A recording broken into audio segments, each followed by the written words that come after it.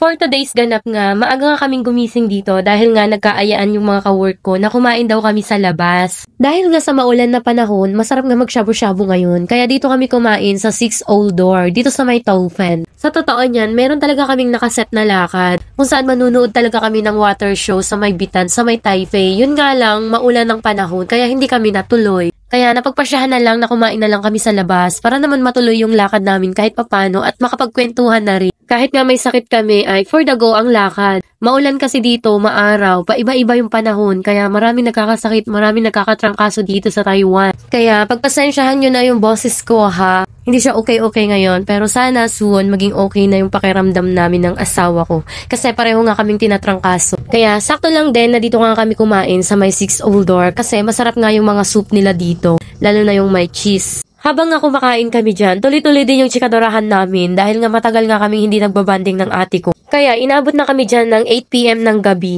At sobrang lakas din kasi ng ulan kaya pinatila muna namin yung ulan bago kami lumabas. At paglabas nga namin dyan, merong accident scene na nangyari sa may daanan. Kaya sabi ko sa asawa ko magdahan-dahan sa pagdadrive at madulas ang daan. Marites pa naman to, palingon-lingon pa yan habang nagdadrive. Charot.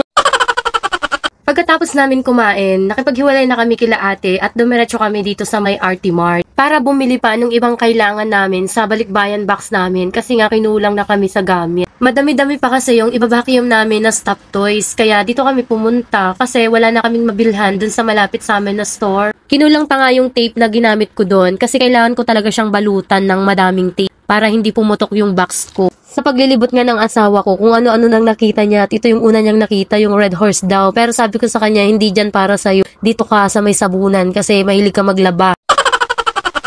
Namili na rin siya ng mga pandagdag sa bagahe niya like yung mga noodles, biskuit para sa mga bata. Kung ano yung mga binibili namin na kinakain namin dito, yun din yung binibili namin na nilalagay namin sa balikbayan box namin. Para matikman din ng mga family namin na nasa Pinas kung ano yung mga lasa ng pagkain dito. Napuno na nga yung isang basket dyan, kaya sabi ko sa asawa ko, sa susunod na lang ulit kami mamili. Dahil nga nakamotor kami, hindi naman lahat magkakasya sa motor namin. Pero parang napadami ata yung nabili namin. Dito nga sa Taiwan, yung mga bilihan at mga supermarket dito, cashier lang yung makikita mo dyan sa harap. Wala kang bagger na makikitang tutulong sa'yo dyan at magpapak ng mga pinamili mo. Ikaw mismo yung mag-aayos lahat ng pinamili mo. Self-service ba? Kahit gaano pa kahaba yung pila, walang tutulong dyan sa'yo na magpapak ng mga pinamili mo, ikaw mismo talaga. Yun nga yung nakaka-amaze dito sa Taiwan. Kahit nga gaano kahaba yung mga pila sa supermarket, patiently waiting talaga yung mga tao. Walang nagrereklamo kahit gaano pa kahaba yung pila nila. Disiplinado talaga yung mga tao dito sa Taiwan. Kaya kami, sumusunod lang din kami. Kasi kung hindi ka susunod, sa presinto na agad yung bagsak mo, walang barangay-barangay dito, doon ka na agad magpapaliwanag sa presinto.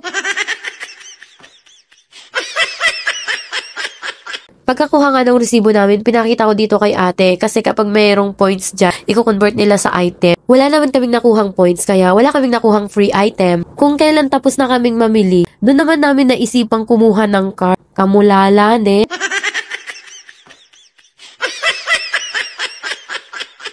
Pinahirapan pa kami nung basket manghila sa kanya. Nagkandalaglagan pa yung laman. So, pagkatapos naming mamili, dumiretso na agad kami ng uwi at baka maabutan na naman kami ng ulan. Sa dami nga nang napamili namin, hindi ko na nga alam kung kakasya pa dyan sa motor namin. Pero nagkasya naman at nagawa naman ng paraan ng asawa ko. 'Di ba? Parang wala kaming dala. Ang laking tulong din talaga nung top box. Pagka-uwi nga namin, inayos na agad namin yung box namin para mailagay na yung napamili namin. So, hanggang dito na lang. Abangan ulit yung part 3 ng balikbayan box namin dahil may part 3 pa kami. Bye!